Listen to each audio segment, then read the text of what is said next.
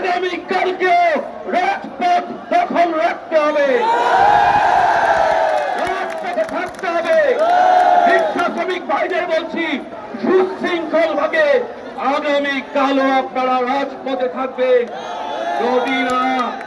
যদি না আমাদের বিরুদ্ধে দেওয়া অন্যায় আইন অন্যায় রায় প্রত্যাহার করা না হয়, তাহলে আমরা রাজপথ ছেড়ে যাব না।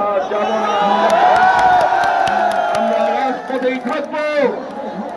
আমাদের লড়াইয়ের মধ্য দিয়ে, গণ অভ্যুত্থানের মধ্য দিয়ে হাসিনা স্বৈরাচারের পতন ঘটেছে, ইউনূস সরকার ক্ষমতা এসেছে। যদি আমাদের পেটে যেই লাথি মারা হয়েছে তার সংশোধন করা না হয়, সংস্কার করা না হয়, তাহলে আমরা একটা দ্বিতীয় গণ অভ্যুত্থানের নেতৃত্ব দিব।